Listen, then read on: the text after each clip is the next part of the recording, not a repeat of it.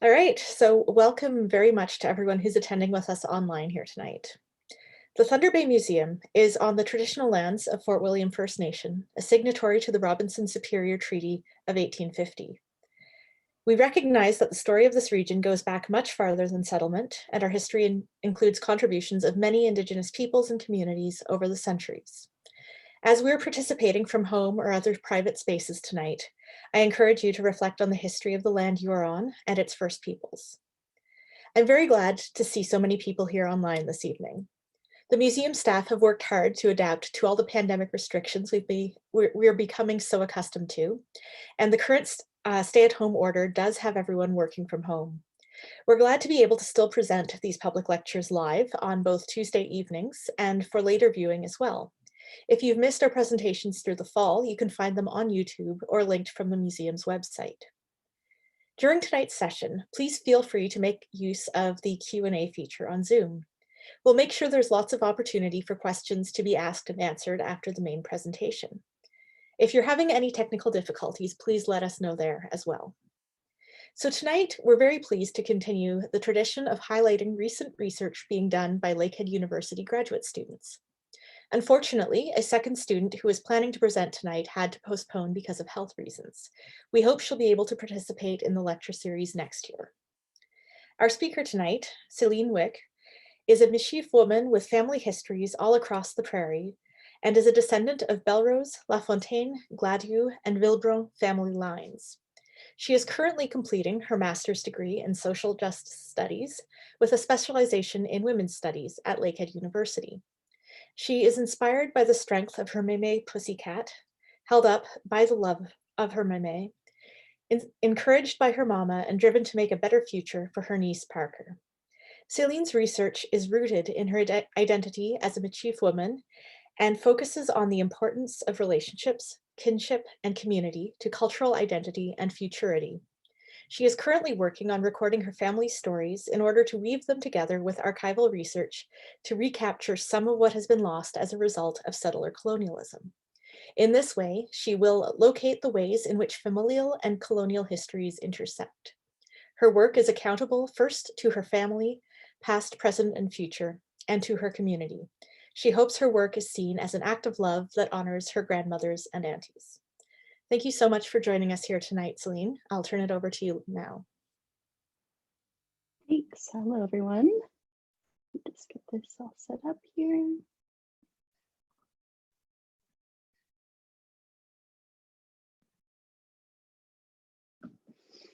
Okay, so my presentation this evening is called Wakotwin, the Importance of Relationships to Métis Identity. And so this idea that relationships are how we root ourselves. And so I just wanted you to reflect on the idea of kinship and relationships throughout my presentation. So Tanshe, my name is Céline Wick. I'm a Michif or Métis. My family names are Bellerose, Lafontaine, Villebrun, Gladu. I have family history all across the prairies, but most recently we settled in Lestock, Saskatchewan.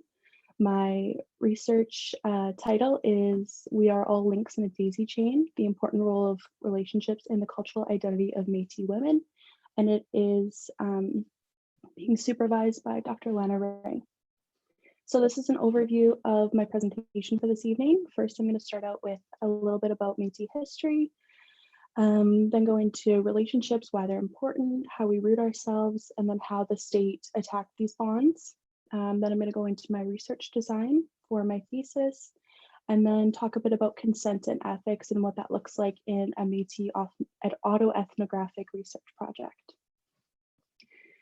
So what does it mean to be Métis? I think it's important to include this before explaining my research, just because there's so much confusion and misinformation around Métis identity. To me, being Métis means that you have a connection to a historic community, to the culture, and a history of your family identifying as Métis or half-breed. These three questions help me to think through my identity from an Indigenous perspective rather than a colonial one. Firstly, who claims me? It speaks to the importance of community and relational bonds. It doesn't just mean provincial political organizations like the Métis Nation of Ontario. It could also mean a respected community member, knowing who you or your family are. Secondly, who do I claim? So which community am I from? Are you Georgian Bay Métis? Is your family from Lac St. Anne? And then where do you have ties now? And then lastly, who are your people? So most Métis will jump at the opportunity to tell you who their ancestors are and who their cousins are. Usually how they're related to Louis Riel. So he's my cousin. And these are all questions that I can answer, and I usually do answer when I introduce myself, especially because a lot of people represent themselves as Métis and don't necessarily have the history to back that claim up. So I just find it important to root myself in my kinship network. So being Métis does not simply mean having mixed Indigenous ancestry. We're a distinct people and nation with our own culture and histories. There's actually a really great video by a 6-year-old Métis girl named Rosie Darling, and she explains it better than I ever could. So I'd recommend checking that video out. You can just Google Métis Rosie Darling and she'll explain it all. She's great. So here's a timeline. I included this timeline because I think sometimes it can be hard to conceptualize dates and times in your head, but this is in no way a comprehensive timeline. So the 1700s mark sort of the ethnogenesis, or the creation of the Métis Nation. I said before that Métis does not equal mixed, and that is true. We're a distinct Indigenous nation, but the creation of our distinct culture was born out of intermarriages between European traders and Indigenous women. So many of the children of these unions didn't completely feel like they belonged in either of their parents' cultures, and their unique position between the two cultures led to the creation of a new culture and language. So many of these families lived in the Red River settlement during this time, and during this period, the settler government was looking to expand. And after months of negotiation, the Hudson's Bay Company agrees to sell the entirety of Rupert's Land to Canada. Obviously, this land was not the HBC's to sell, and westward expansion would pose a direct threat to the Métis way of life. So leading up to and between 1869 and 1870, folks who lived in Red River actively resisted the transfer of land and established a provincial government in order to negotiate with the Crown. So basically a lot of stuff happens in this time period that I won't fully get into, but eventually Louis Riel is forced to flee across the US border as the Canadian government had issued a warrant for his arrest. I also think it's really important to note that that Thunder Bay has a pretty significant connection to this part of the history. Both the attack on Métis at Red River as well as westward expansion broadly. And so I would encourage you to look into the Wolseley expedition if you haven't already. So during this period here, things on the prairies were becoming extremely dire for Indigenous people, not only for Métis. The government was trying to force nations into signing treaties, and many Indigenous people on the prairies were starving. The Métis eventually convinced Riel to cross back into Canada and help organize a second resistance. So the Northwest resistance occurred between 1884 and 1885, and it culminated in the Battle of Batoche when Riel surrendered to save his people. So after this, the script process occurred mostly between 1885 to 1924, and it has been referred to as the largest land swindle in North American history.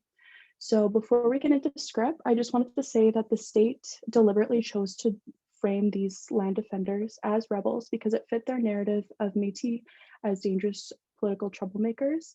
The state demonized Métis in order to cast doubt on the validity of their motivations and therefore skirt responsibility to address our valid claims to land and sovereignty. This false construction of our identity is not only harmful to our fight for legal recognition, but it's also harmful to our collective peoplehood as it reframes our strengths, such as our resistance, our resiliency, our political consciousness, and our social interconnectedness as weaknesses. So next I'll talk about the script process. So on the left hand of the screen, this is my 4 times great-grandfather's script, Olivier Bellerose. So out of the resistances came the script process. This was basically the Canadian government's answer to Métis demands for recognition of our inherent rights. The government sent land surveyors out to Red River and West to reconfigure the plots of land from riverfront lots to small square parcels of land. So Métis who qualified to receive script could either receive $160 or $240 or hectares of land. Because many of our families were already suffering following the resistances, many families took the money or later ended up selling their land to settlers in order to survive. So the process of script was perhaps one of the most effective tools and best kept secrets of settler colonialism in Canada. While Métis were negotiated with through the process of script in order for the government to gain sovereignty over land in the West, similarly to the numbered treaties, the material outcome was much different than the promises made. So the Dominions of Land Act set aside lands for the purpose of treaty negotiations. And after Métis resistance at Red River, the federal government began the process of script as a means to extinguish our inherent Aboriginal title to land. So similarly to the immoral ways in which treaties were negotiated, Métis families were often lied to or otherwise coerced in signing in favor of script. So land grants were actually the cheapest means for the Dominion government to extinguish Aboriginal title to lands.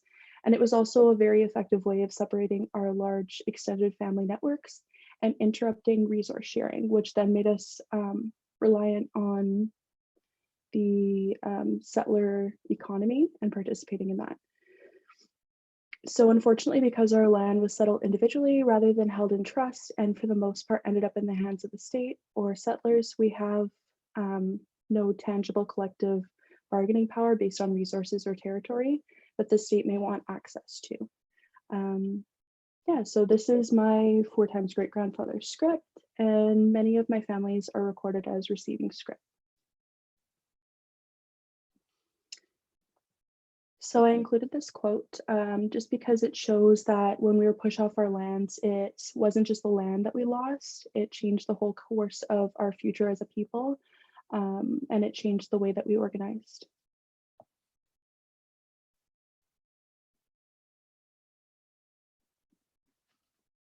So road allowances. I like to talk about road allowances because it's a part of my family's history, and I find that a lot of people don't know about it. So road allowances were born out of the failed script process. I say failed, but it only really failed Métis people. In my opinion, it worked exactly as it was designed to. So road allowance communities refer to the makeshift communities that Métis created following the displacement of script and the failed resistances. Families settled on unused lands, on parklands, in ditches, and used whatever materials they could find. These years were really difficult. Métis people faced increased racism and prejudice following the resistances, and because of years of displacement and uncertainty, most families suffered from extreme poverty. But these communities were also sites of joy and resurgence and community and love. So my family lived in Lestock, Saskatchewan, and this is the site of a road allowance community. So this is my great-grandmother's, or my Mémé Pussycat's paternal grandparents, Sam Bellerose and Philomene Villebrun, sorry. And they ran a farm on road allowance land, so they technically did not own the land, with another Métis farmer just outside of Lestock. And this is a copy of my Mémé's birth certificate. She was born at home in her community near Lestock, and you can see that is reflected here on her birth certificate, or on the birthplace section, where the birth was registered. So I like to talk about road allowance communities because it shows how strong and resourceful our people are and how important we were to one another's survival. So we survived because of the strength of our communities and of our relationships to one another. So relationships, the whole idea behind my research. So this concept of Wokotowin is a Cree Métis concept, which has been translated into meaning all my relations. It can be understood more as of a teaching about kinship and our responsibilities to our relations, and it underpins the work that I'm doing. So what if we shifted the focus to our relations rather than settler colonial understandings of indigeneity. So as Indigenous people, rather than being solely focused on proving our nationhood and legitimacy to the settler state, what would happen if we focused on strengthening our relationships to our grandmas and our aunties and with our animal and plant kin, and spent more time on the land and passing knowledges on to our nieces and nephews. So these relationships are what bind us and give us our strength. And it is precisely why settler colonialism sought to break these bonds we had to one another through things like land theft and displacement. So if you think back earlier to when I was talking about the relationships between Indigenous women and European traders that started the nation, these unions were very strategic because they solidified trade relationships and helped these settlers learn how to survive here on this land. So Sylvia Van Kirk writes about this as saying that European men married into Indigenous women's families and kinship networks. When the fur trade started to die out, these women were no longer useful to the state, and this is when our society switched from being matriarchal-organized to being more of a patriarchal society. Van Kirk talks about this switch as a shift between marrying in to marrying out. I bring this up because it speaks to the importance of matriarchs to the health of our nations and families, as well as how that relationship was targeted and changed to suit the state's needs. So if you view research as an extension of your relationships with your participants, then the process comes with a set of responsibilities and expectations to maintain and uphold beyond traditional research ethics. And this is a photo of my granny, Virginia Lafontaine, and my Mémé Pussycat, and my Mémé, and my mom's up in the corner there. So my research design. It's something that I'm really proud of and something that I've reflected on and prayed about for a really long time. So the name of my research project is We Are All Links in a Daisy Chain. And that sort of speaks to the idea that that we're all interconnected. So the links in the daisy chain refer to my grandmas and all the way up to me, and then to my nieces and nephews. So I will be holding visiting sessions with my Métis mother and my maternal grandmother, my Mémé, to discuss and share our family stories. These stories are something that one day I can pass on to my niece and she can carry them with her like a story bundle. Knowing where you come from helps to know where you're going. This work is made possible because my grandmothers for generations really hustled to make sure that the next generations would be a little bit further and have a little bit more security and opportunity than they did. So recognizing this means it is important for my work to be accountable to these sacrifices and acts of love. So I've chosen an ethnographic approach to research, which essentially means that it's research rooted in my own experience. This is important to me because I can only speak for myself. I don't speak for every Métis person, and I don't speak even for my whole family.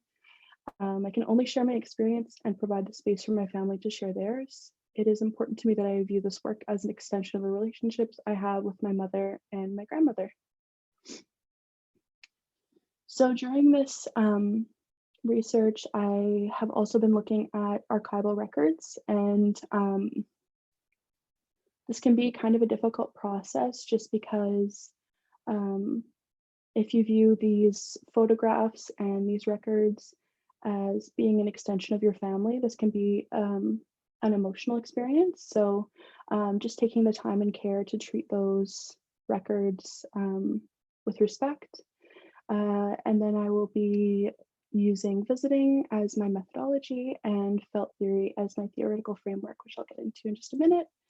And this is a photo of my great-great-grandma, Virginia Lafontaine. And it's just sort of the idea that visiting is something that my family's always done, just talking over a cup of tea and sharing. So visiting. My research methodology is visiting, which helps root my process in a Métis worldview. As well, it is familiar to the ways in which my family is gathered and shared knowledges for generations. It's also important to me to gather in this way to help mitigate discomfort or potential emotional harm when discussing painful topics. My family was not necessarily open about their identity to try and provide a better life for their kids. So discussing certain things can bring up painful memories. I mentioned in the last slide that I would be visiting with my Mémé and my mother, but a lot of the stories that will be shared will be about my Mémé Pussycat or my granny or other relatives who have passed on. So I'll be practicing ceremony to visit with my relatives prior to these visiting sessions, both to gain consent, hopefully, and to invite them to participate in the visiting sessions. I've also chosen this research design to give back to our relationships. Even if my family members choose not to gift stories, the act of visiting itself will be regenerative.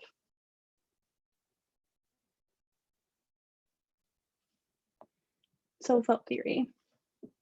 Felt theory is the primary theoretical framework that guides my research. It's the idea that colonial archives don't tell our stories as Indigenous people, specifically as Indigenous women, because the way in which records were kept and which narratives were deemed important. So I included some quotes here, which I think particularly explain this. Both quotes are from a piece by Dallas Hunt, in which he explains his research with his own family history and how he pieced together firsthand accounts from his grandparents with archival records to create a more full lived experience. This helps to disrupt the heteropatriarchal and settler colonial structures that create this singular account of history. To employ this within my own work, I'll be bringing in archival records like census records, script records, photos, our family genealogical records to prompt discussion within our family stories. Indigenous women were not often recorded with the same care as men, or with accuracy, or even at all. If Métis women were written about, it was almost exclusively done by men in things like traders' journals. And this is a photo of my Mémé Pussycat holding my Mémé. So Indigenous women in archival records. These are screen grabs from my family genealogical records. As you can see, sometimes these women who are my grandmothers didn't even have their names properly recorded, which is really difficult because it tells a story that their lives didn't matter, which is both not true and not the story that I want repeated. It also is dangerous because there's a common idea that history or archival research is objective or unbiased, and to continue to leave certain marginalized voices out of historical narratives is dangerous. This is in part why it's so important for me to be able to pass on the stories I can about how strong and kind and loving my grandmothers were. This also isn't something, by the way, that exists only in my family tree. It's pretty common because it's how most women were recorded.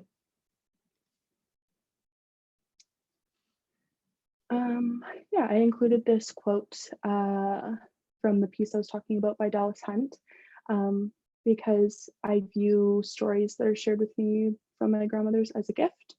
And as such, you have to treat the gift with respect and usually give a gift in return. So I will be gifting my grandmother and my mother during the process of this. So consent or ethics, this is my favorite part. It's something that I've been really interested in throughout this whole process. This idea of how do you obtain consent from family members who have passed on. So in Kathy Absalon's book, Canned Sowen, one of the researchers she's interviewing speaks about how she knew that when she had dreams of her father, it meant that she was on the right path with her research. So this idea that you can still gain consent or approval maybe from your ancestors who can't physically provide you with consent in the traditional sense. So I've been praying a lot about this because a lot of my work is around my great grandma's life or my Mémé Pussycat, and I was longing for stories about her childhood specifically.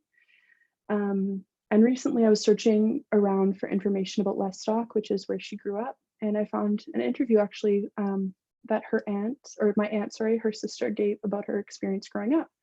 And so to me, this is an affirmation or a means of my grandma consenting to have these stories known and passed on. Yeah, and so ceremony, I talked about it a bit earlier, but the role of ceremony in my research is important just because it brings in different relatives. And also the act of visiting and sharing these knowledges can be seen as a type of ceremony as well, just because it's healing the wounds that were caused by displacement and disconnection. And then the idea of ethnographic refusal or narrative restraint. So this is something that Dallas Hunt discusses in his piece about felt theory research as well. The idea that this work is collectively held by my family. And so it's important for them to exercise autonomy and sovereignty over this information.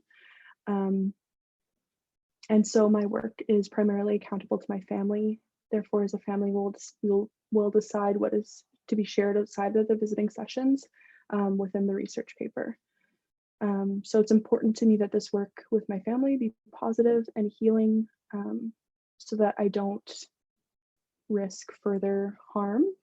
So this quote at the end, what if asking questions in a certain way, oops, sorry, I can't see. What if asking questions in a certain ways does harm by perpetuating colonial and epistemological hierarchies, that is, giving one way of knowing, in our case, the discipline of history and the methods of oral history, more authority over others, that silences stories. So this idea that the very action of asking questions in a certain way, it can be harmful and can reproduce this sort of the colonial harm. So that's definitely something that I'm thinking about in the way that I frame my visiting sessions, and hopefully letting my Mémé take the reins and decide what she wants to be shared. And this quote, self-determination and sovereignty begin in the home. It begins with how we treat ourselves and our family members. The family is the microcosm for the nation. So this idea that if I can heal the disconnection of that happened between my grandmas, that I can provide healing for future generations. And that this work, again, is a gift to my family. So thank you very much. And there's my email if anybody has any questions or they want to reach out after this. And thank you very much. Merci.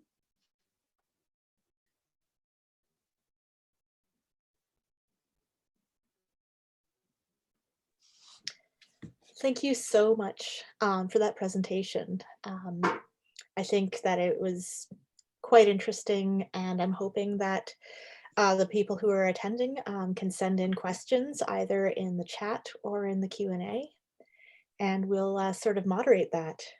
I guess I have first a question to start with, which is really, where do you see yourself taking this work further beyond your master's work, possibly into a PhD? Where do you want to go from here? So this work ideally will be the basis for my PhD work. And I sort of envision that as being taking my grandma and my mom out west to visit places that our family settled and visit with relations, whether that be like human, animal, the land, whatever that may be, and sort of just continue this idea of visiting and reconnecting and rebuilding the kinship network.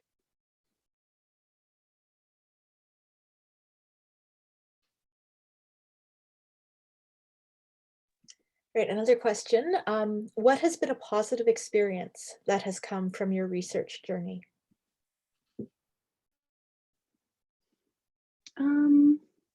I think all of it. It's all been really positive. My supervisor, Dr. Ray, has been really, really helpful. And I'm so grateful that she agreed to supervise my work and guide me in this journey. Also, just the interview that I found that my Auntie Lena gave has been so incredible to have, and just the information on like what kind of house that they lived in, and yeah, it's just been really cool. It's been a really cool process. No negatives that I can report, so. So Hi, I'm Scott Bradley. For anyone who missed my introduction earlier, I'm Scott Bradley, the Executive Director of the Thunder Bay Museum. Also moderating some questions tonight. So we do have one from the chat box. Question is, does Métis culture have its own syllabic system like Indigenous nations? So I guess like the Métis language is Michif, but a lot of Métis people spoke many different languages. So a lot of Métis people spoke Cree, so I guess yes and no. And yeah, but I don't think Michif has syllabics, not that I know of anyway.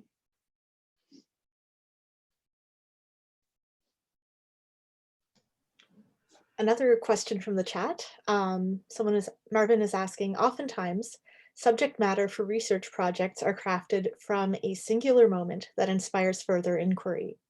Did you have a similar experience as you were growing up or going through high school or undergrad? What inspired you? That's a really good question, Marvin. Thank you. Yeah, it's kind of, I guess, just that I always really rooted myself through my relationships with my grandma and with my Mémé Pussycat. And so when I got old enough to start considering, where did I come from? And I think also it's important to recognize the fact that the only reason I have this sort of privilege to question where I came from is because of all the sacrifices that my grandparents made. So yeah, I think probably in my undergrad, I started considering like, where did I come from? What does it mean to be Métis? And yeah, just I guess when your grandparents start getting older, you start thinking like, I should probably start asking these questions, before it gets to be a bit too late. So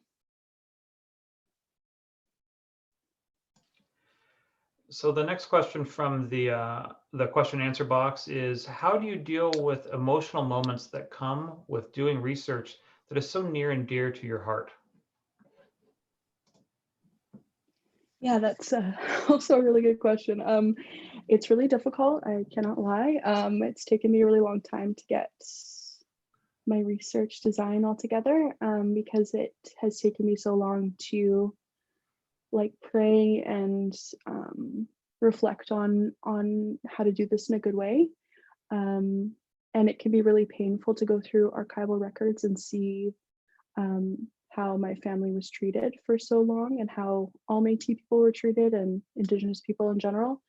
And so I think just reminding yourself why you're doing the work, why it's important to you, what you hope to get out of it, and then visiting like with my grandparents and yeah, and being on the land, I guess, praying.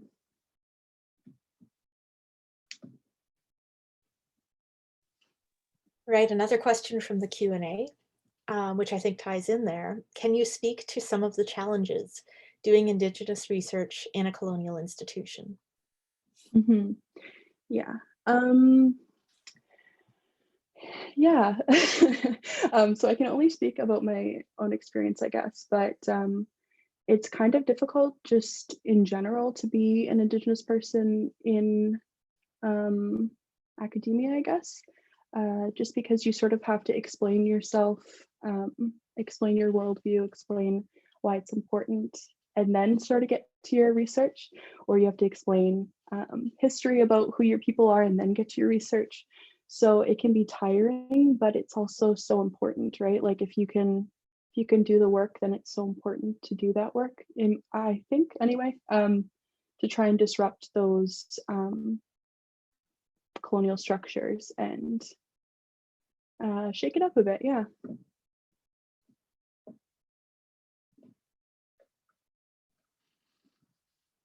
So the next question that's in the hopper is, were there any obstacles or barriers to overcome by using fairly non-traditional methodology and research design? Yeah, I can't say there's been a lot of pushback necessarily. the program that I'm in is really accommodating, I think, to everyone's viewpoints, which is the social justice studies program, sorry. And also my supervisor, Dr. Ray, has been really helpful in sort of supporting my vision and my ideas. But yeah, it can be difficult to try and explain why you want to do something a certain way. So it helps, I guess, that if you can find sourcing on why it's important or to explain yourself in a way that people can understand.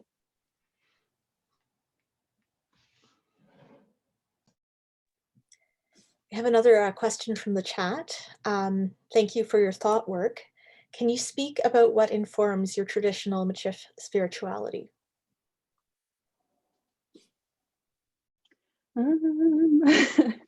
That's an interesting question.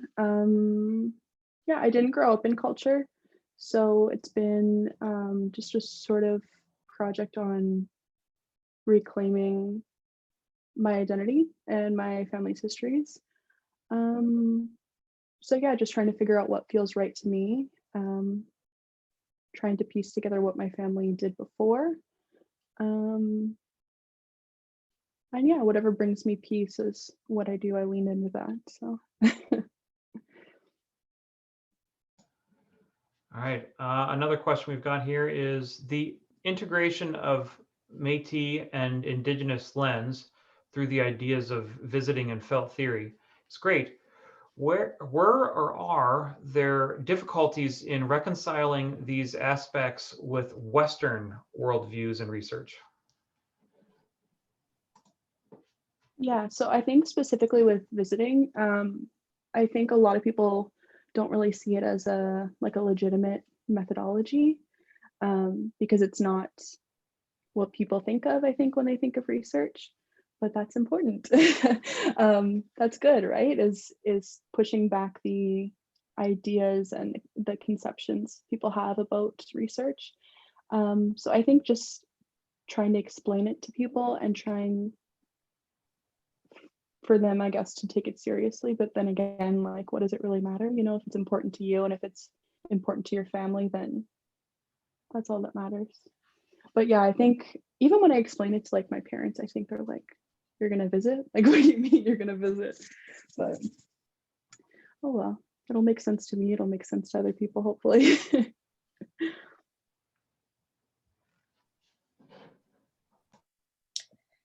Right, also from the Q&A, thank you for your informative presentation. Do you have any advice for Métis folks who are looking into their history if they don't know where to start?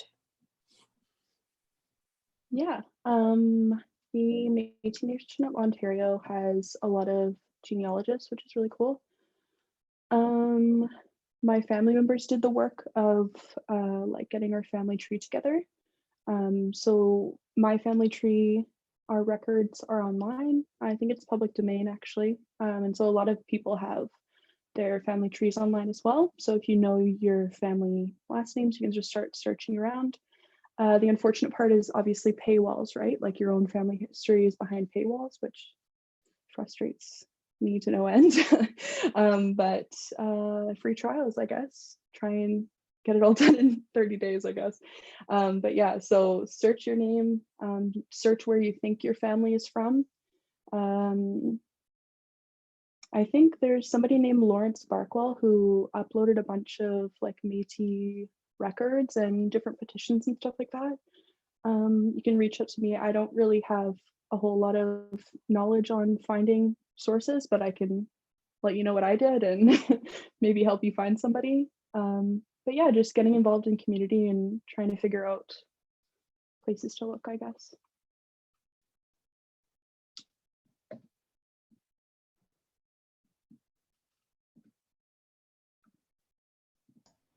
So a question for me. So I've been working on my father's biography, and we've been doing a lot of interviews with my father, kind of work through that. And sometimes the tone is jovial, and sometimes the tone is really covering some painful family memories. What would you say is the overall tone when you're with your family and talking through some of this? Is it jovial? Is it hard? Is it taking a lot of work to kind of get through some of these conversations?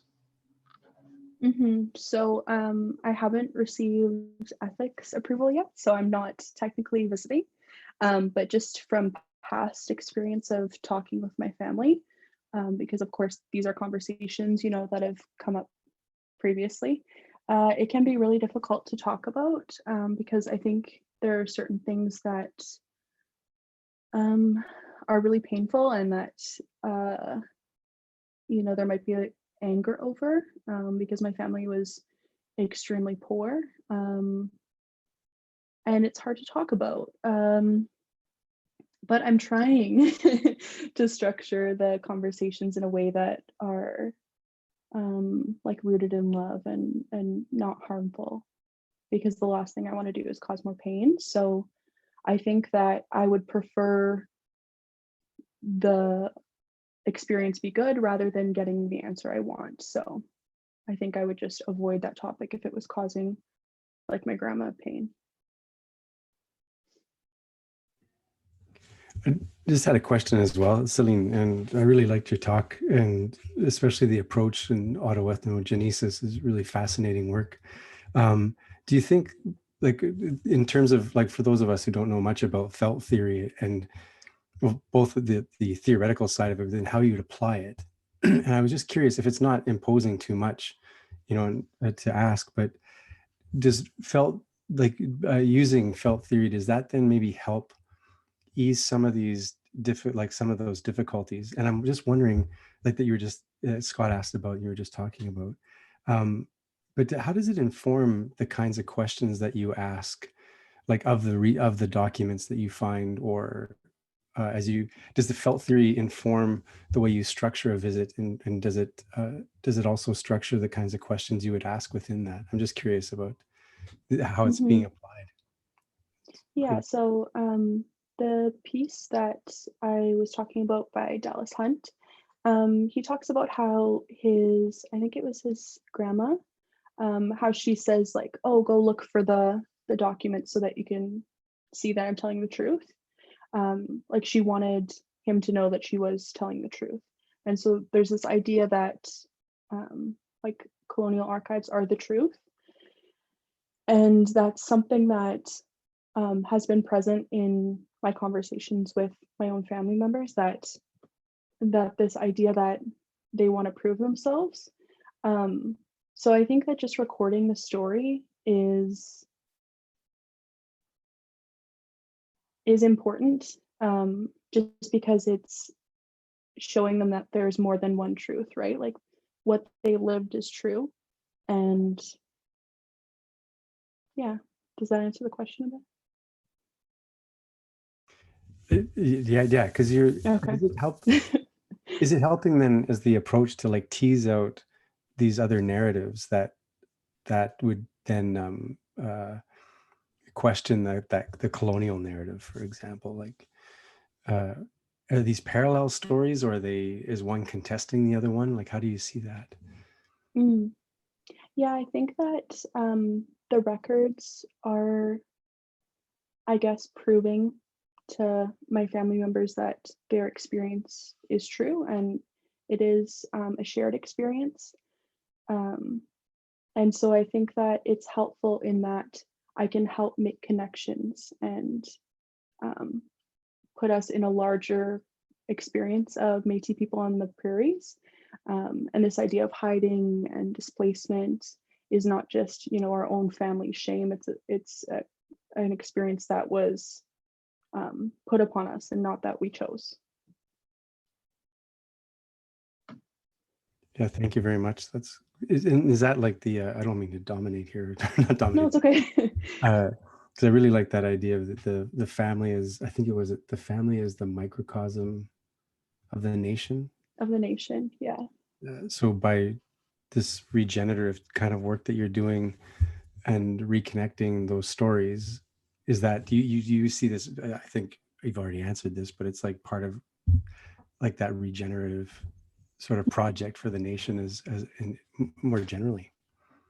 Yeah, I think there's this like singular narrative that, you know, Métis people participated in the rebellions and then disappeared, and that's it.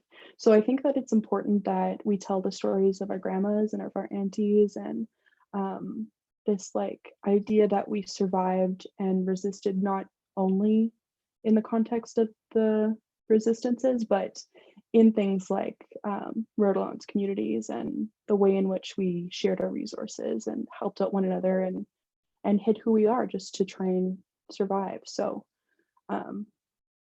yeah, I think that it's important to take the spirit of that and of that survival and then apply it to how we go forward in the future.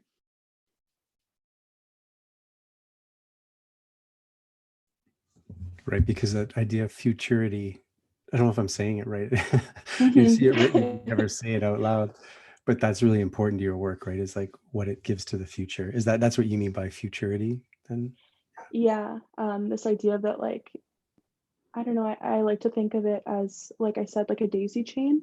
So it's not just in the past, but it's how we're taking that to the future and like how I can better prepare my niece for the questions that she might have about her identity or where she came from. Thanks so much.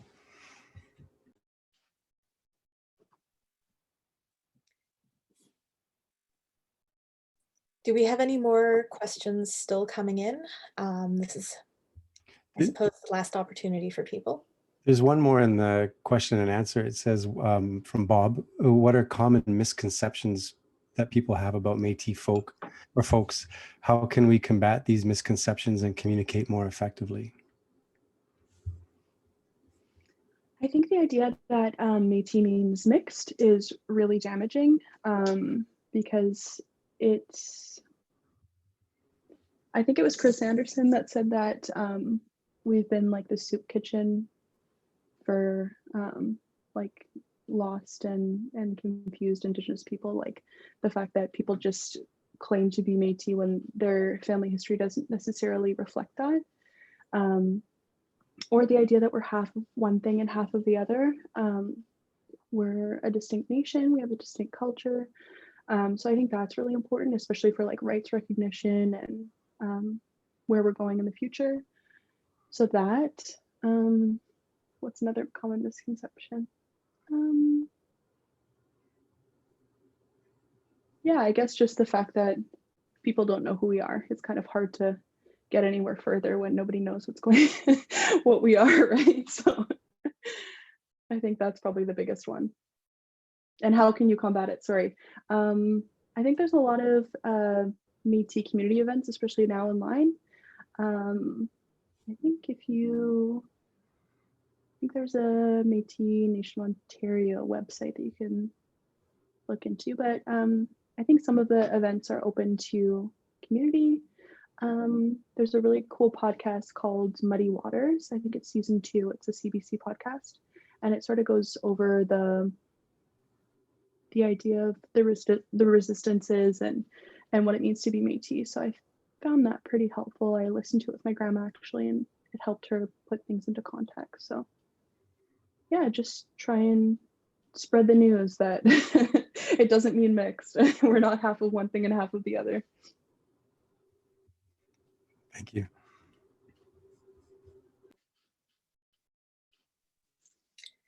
All right, well, thanks so much for presenting with us this evening. I'm going to shut off the recording and consider the session closed, but definitely a lot of appreciation from the museum community to you for sharing this afternoon or this evening. Thank you for the time. Thanks.